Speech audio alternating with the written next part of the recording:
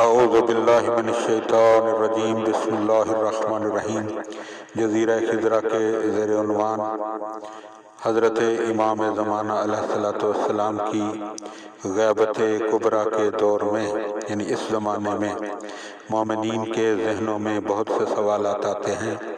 اب ہم ان سوالات اور ان کے جوابات تلاش کرنے کی کوشش کرتے ہیں۔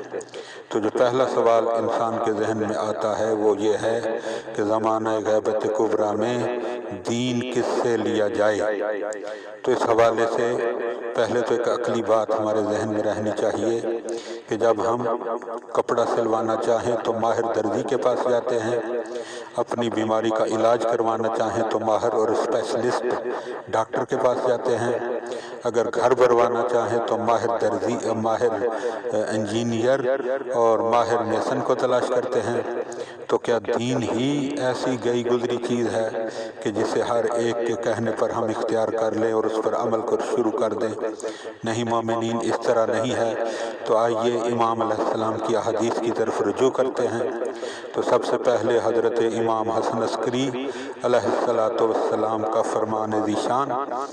امام علیہ السلام فرماتے ہیں کہ وَأَمَّا مِنَ الْفُقَهَاءِ صَائِنًا لِنَفْسِهِ مُحَافِظًا لِدِينِهِ مُخَالِفًا عَلَى الْهَوَىٰ وَمُطِيعًا لِأَمْرِ مَوْلَاهُ فَلِلْعَوَامِ أَن يُقَلِّدُوهُ، کہ فقہا میں سے جو اپنی نفس کو بچانے والا ہو، اپنے دین کی حفاظت کرنے والا ہو، اپنی خواہشات نفسانی کا مخالف ہو، اپنے مولا کے امر کا مطیع ہو، عوام کو چاہیے کہ اس کی تقلید کریں، یعنی دین اس شخص سے لیں۔ پھر حضرت امام زمانہ علیہ السلام کا فرمان اس کتاب میں موجود ہے جسے امام علیہ السلام کے ہی حکم سے جناب شیخ صدوق علیہ الرحمہ نے تحریر فرمایا۔ امام علیہ السلام کمال الدین و تمام النعمہ میں ارشاد فرماتے ہیں وَأَمَّا الْحَوَادِثُ الْوَاقِعَةُ فَارْجِعُوا فِيهَا إِلَىٰ رُوَاةِ أَحَادِيثِنَا فَإِنَّهُمْ حُجَّتِي عَلَيْكُمْ وَأَنَا حُجَّةُ اللَّهِ عَلَيْهِمْ، کہ معاملات جو نئے پیش آئیں ان میں ہماری احادیث کے راویوں کی طرف رجوع کرو، بے شک وہ راوی تم پر میری طرف سے حجت ہیں اور میں ان پر اللہ کی حجت ہوں۔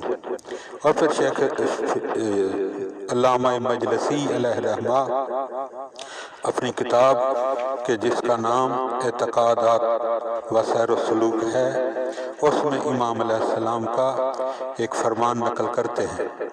امام زمانہ علیہ السلام نے فرمایا طلب المعارف من غیر طریقنا اہل البیت مساوٍ لانکارنا، کہ دین کو طلب کرنا ہمارے بتائے ہوئے طریقے سے ہٹ کر، اہل بیت کے بتائے ہوئے طریقے سے ہٹ کر ہم اہل بیت کے انکار کے برابر ہے۔